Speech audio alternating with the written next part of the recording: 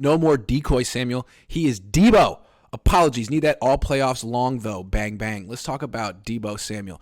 Do you feel like playoff Deebo is back? Yes, man. I honestly, I know it sounds funny, and it's probably not the case, but damn, it just felt like they were sandbagging Deebo. They're just holding him off. Let's keep him healthy. And even Deebo's mentality, maybe he got paid and he's like, I'm going to turn it up for the playoffs. I'm going to just do my thing in the season. That kind of sounds a little crazy. Maybe that's not what happened, but that's what it felt like, because when I was watching Deebo yesterday, it seemed like the Deebo of old. It seemed like the Deebo that's worth that contract that he signed. I mean, I think only had 5 carries, right? But he was just phenomenal. He was running hard. And I think part of it too is I think Seattle made a mistake. Number 23, whoever that was on Seattle, that had that little dirty play on Deebo after he tackled him. I pissed off the whole team. I mean, you saw Kyle Shanahan was out there hyped up. You don't want to piss off the 49ers. You don't want to piss off Kyle Shanahan. You don't want to piss off Deebo, Trent Williams. You don't want to get those guys mad. And it seemed like that was outside of the Ebicom forced fumble. Seemed kind of like a turning point in the game to me after that play. Everyone was fired up. And I like what I saw from Deebo yesterday. I feel you. 2 days ago. Yeah, I feel you. I guess I just saw it a little bit differently, and I know everything switched in the second half, but I want to stick with what I saw in the first half. Mm-hmm. What I saw from Deebo was kind of what I've seen from him all year, in the sense that he still runs really hard. He's still Hercules out there. He's still not going to go down easily. His first touch was a carry for 22 yards. It was a great run on 1st and 10. So I thought he was geared up for the game. He was running hard. He also had a couple of nice catches on 3rd and long where he caught those crossing routes and broke a tackle. And those were crucial in the game. So I thought those 3 plays were really nice and showed you that he's still a good player. But I don't know if he's like at his best yet. I think it's hard to be when he's missed so much time. I think you saw it on the deep throw. There was one at the end of the first half when he ran a fade at the end of the first half against Michael Jackson. Didn't beat him. I feel like playoff Deebo would. And then at the end of the game, like that 74-yard touchdown, like they were up 31-17. I kind of felt like Seattle had kind of packed it in at that point. Look, I guess what I want to say is Seattle's not good. We knew it. We didn't hype up Seattle, but we tried to make the game interesting all week. But Seattle is 9-9. That was their legacy this year. They weren't a good tackling team. They didn't have Jordan Brooks. Like Deebo, and the Niners put it on him, and they made him really shoved their face in it at the end. But I'd like to see Deebo do it again next week in a closer game with a little bit more on the line before I say he's all the way back. But clearly, 22 yards in the first carry. I think that what I was most impressed with, again, 18-yard gain on 3rd and 10 in this right before halftime, and then 21-yard gain on 3rd and 7 on that critical third quarter drive to start the second half that really put the Niners in control. It gave them all the momentum because they didn't have the momentum. They were losing at halftime after Jimmy Ward's penalty. Then they were on 3rd and 7 at what was that?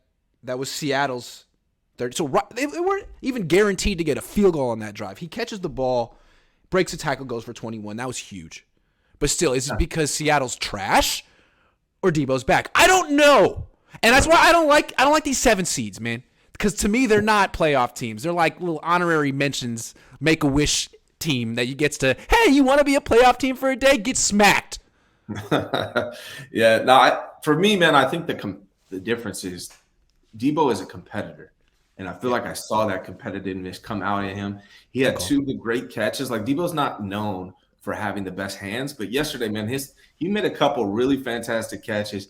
And then there was another play where I'm pretty sure if it wasn't a touchdown, it was going to be a huge game. Brock Purdy missed him. He threw to Ayuk in the end zone instead.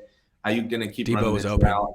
Deebo was wide open. He catches that. That's probably 6 right there as well. So Purdy just missed him on that one. So I don't know, man. I think Deebo has just turned up his competitiveness for the playoffs. And I agree with that. Yeah. I agree with that. I'd like to see him turn up his competitiveness a little bit on the blocks. He used to be as good of a blocker as Ayuk. Now, I don't know if he's just not interested anymore or doesn't have the same leg drive because he's missed some time.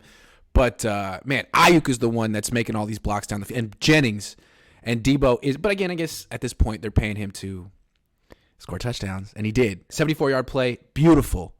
Yeah. But I really felt like once Geno Smith fumbled, you could kind of feel Seattle go like, oh, we're screwed at that moment. That's how I felt. And you know what? I thought, honestly, Pete Carroll and Geno Smith, up until that, they were calling. They were doing a good job. They were having a perfect game, right? They were doing what – in order to beat the 49ers, with Seattle had to have the perfect game. And up until that point, they almost were. They were. But if you remember, like what happened – so they were winning 17-16. Then the Niners come out. Not only do they score a touchdown on their opening drive, they have the ball for 8 minutes. Yeah. That was huge. Yeah. So it's like they're playing defense and offense at the same time. Then Seattle gets the ball, and people forget. They respond. They go right down the field. And on 2nd and 9 from the 14, Geno hits Tyler Lockett for 7 yards on a quick throw. They're flagged for ineligible man downfield, which Seattle's upset about. Who cares? But anyway, that was like a really big break, that call. Then 2 plays later, sack, fumble, Niners in the freaking red zone. Thank you, Geno Smith, for being Geno Smith when it counts. Niners get the ball back, score a touchdown later, go up 31-17 in the fourth quarter. That's the game. Right there. But, like, it was way closer than that. It turned because of Geno Smith being Geno Smith and Charles Omenihu being so clutch. Good play by Charles. Great play by Charles Omenihu. We saw Josh Allen, get strip fumbled as but well. Also, I mean, did Geno like running in the pocket with the ball in one hand? Like, dude, what? But I'm sorry. Yeah, whatever. Not our play by Charles Omenihu. And you were talking about an eligible man downfield. I think they had 3 of those calls. Wow. Which is just, what are you doing? Again, it's the mark of a 9-9 team. Yeah. So it's great what the Niners did. It was very close. They got a nice little break there, and then they blew them out as they should have. But, dude, it was the freaking Seahawks. Whoever they play next week, Tampa or Dallas is better than that Seattle team. And the Niners, what I guess bothered me about the performance was it was enough to beat Seattle, but I'd like to see a Super Bowl champion, a Super Bowl contender in January, have a standard that they're playing at this point. Like, you're playing your best football, and it's not just like we're playing better than our opponent this week. And it's been that way for like the last 4 games. Well, I think for me, like one of my biggest complaints is 49ers don't have a passing game. Right now they do. They have an explosive passing game under Brock Purdy, and it's great. But that's that first drive of the second half.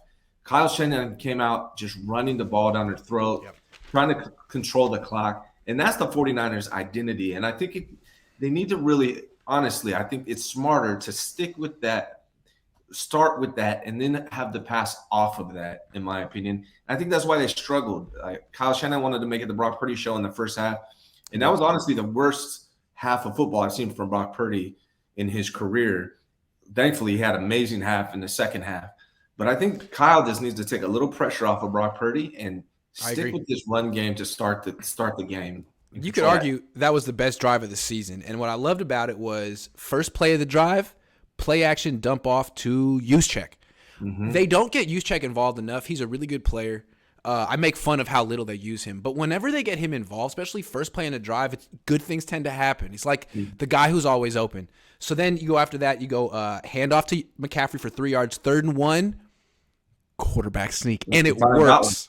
You got one. Yes. It was good to see. I'm just going to go through this drive real quick because it was great. Next play, handoff to McCaffrey, no gain. Next play, freaking Purdy to Kittle for 23. Yeah. So they didn't totally go away from Purdy. Next play, Mitchell for 4. Next play, Mitchell -1. Next play, 3rd and 7. This is crucial from the 37. Not quite in Gold's range.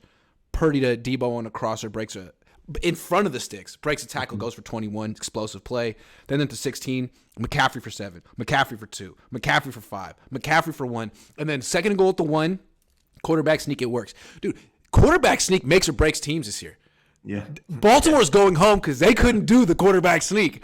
Right. What the hell was that? But Brock got it done twice on this drive, and that's why the Niners are still alive. Yeah, it was good to see. But even though the passing game was huge in that, right? The Deebo play, the Kittle play, all that was huge. And that's 23 yards, 21 yards. Those were huge. Those were big plays. But I felt like it was run first still. The mentality is run first. The threat of the run was there more than in the first half. And I think that's what Kyle needs to do. Even if it doesn't work, or even if you get 1 yard, go after I like though throwing on first down and then running on second. Yeah. Because they're expecting you to run on first down, hit Juszczyk for 6, and then on 2nd and 4, boom, then give it to me. I like that. I mean, mix it up a little bit. Mix it up is good. Yeah. We were supposed to be talking about Deebo. We got to talk about other things, but that's okay. I think Deebo is definitely getting there. in terms of getting to his playoff peak.